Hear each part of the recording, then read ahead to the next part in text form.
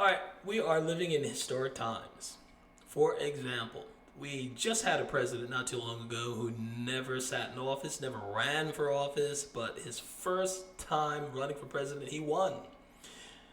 He not only won, he beat the odds. He beat at least a dozen professional politicians, and he took out two family dynasties at the same time. Took out the Clintons, took out the Bushes. Right there, that's a win before he even become president. He also did a pretty decent job, I think, with the economy, foreign policy. Didn't do bad at all. And this is someone who had no experience. He made the incumbency, the value of the incumbency dropped quite a bit because it just showed he didn't need prior experience to get things done. Another historic fact was we've had the first president who was impeached twice. Same guy. And you should note the fact, though, regarding those impeachments, the first impeachment there was a foregone conclusion because they said even before he put his hand on the Bible during his inauguration, they were going to impeach him. It was January or December when they said they were going to impeach President Trump. They didn't even tell you why. They didn't have a solid reason why. They were just going to impeach him, and so they did. And then they impeached him again just before he left office. So in the beginning of his term and at the end of his term, they kind of bookmarked it with impeachment charges. And like it or not, whether it's fair or not, it is historic, and it's on his record. But I don't think the history books are closed on Trump yet. He might be running in 2024, so we'll see what happens. Might be very interesting times coming up. Now we have Joe Biden, another historic president. He is the oldest president ever to enter the Oval Office at 79. He's older than Reagan when he left. But it doesn't stop there. Joe Biden, I hope you're sitting down, the most popular president in all history. He won 81 million votes. That's way more than Obama won, which must be really pissing him off, which is the only good thing about him winning 81 million. So, yeah, most popular president, at least in 2020. 2022, though, Joe Biden is one of the least popular presidents with a 33% approval rating.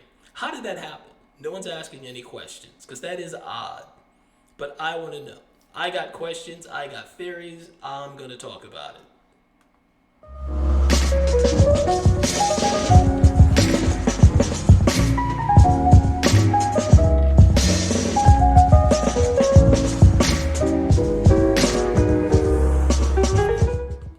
Hello everyone, this is Keith. Welcome to the Ghetto Sapien channel, your home of inner city intelligence.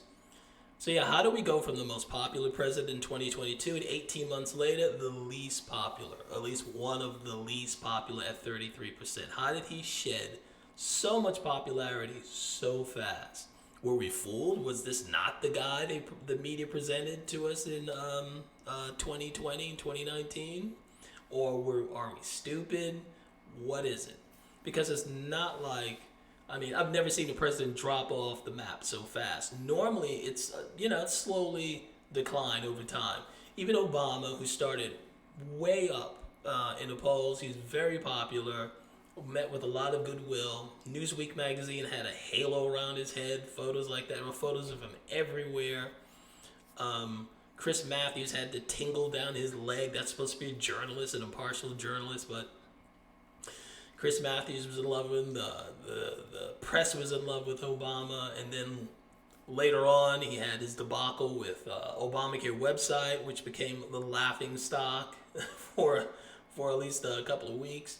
And then we had the bombing, the droning, the kill list, and a horrible economy. So it took a little while for the bottom to fall out of Obama. And it never really completely fell out. But he did lose popularity over time. It's more gradual. Biden just dropped off like a stone. And there needs to be some sort of explanation for that.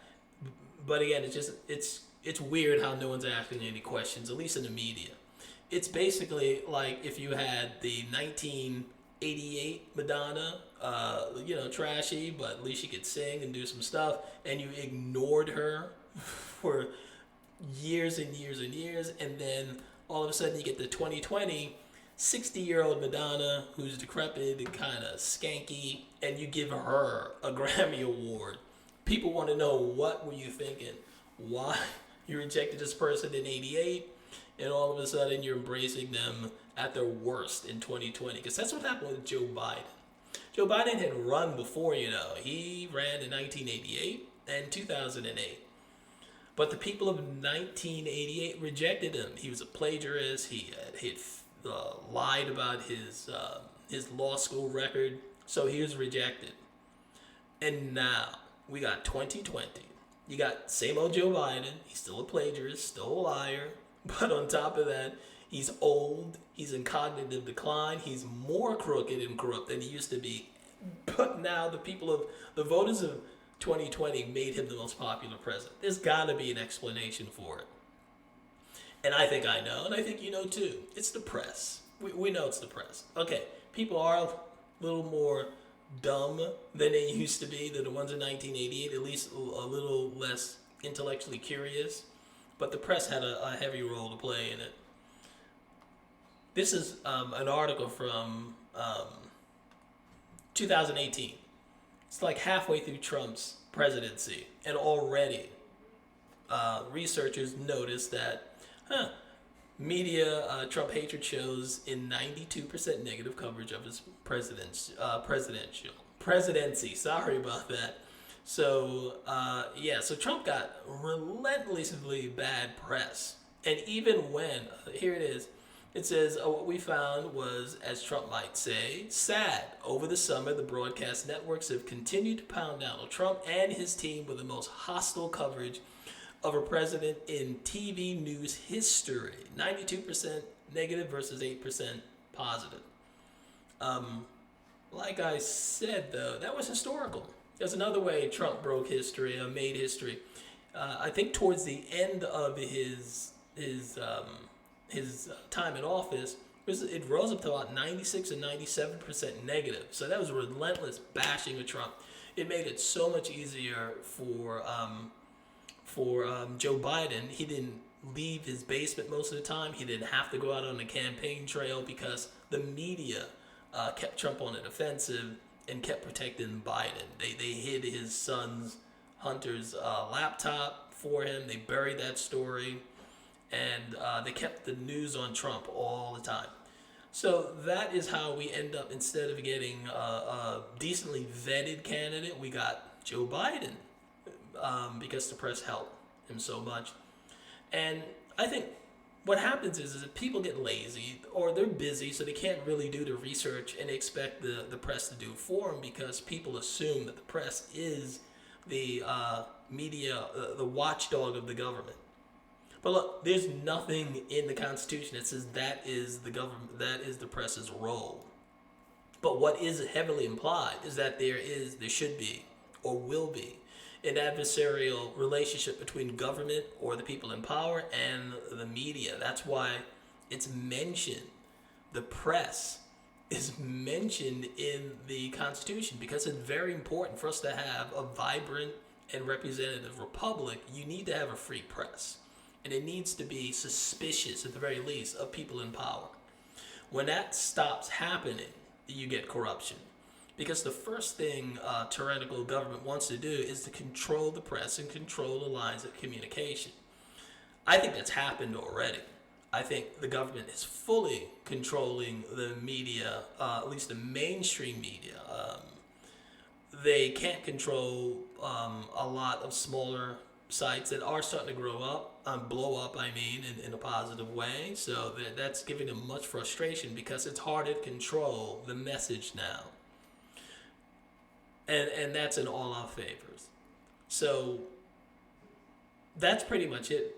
I don't have much more to say than that, but it's just something that we're going to have to start getting used to. We're going to have to start doing our own research, or don't go to the polls and not know who to vote for, especially if the media's telling you one guy. You might want to look at the other guy, because you see the result we got here from them pushing Biden on us.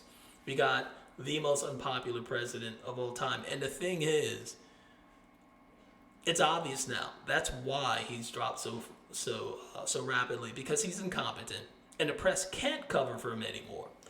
As much as the press would like to, they can't distract you from high gasoline prices or empty shelves or your inability to feed your child because there's no formula on the shelf. They can't distract you from that.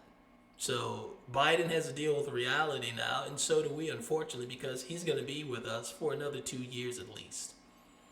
So learn from this. Learn not to trust the press. Do your research before you go out and vote. It's very important. That's my comment on this, and that's my theory. What's yours? Like, share, comment, and subscribe.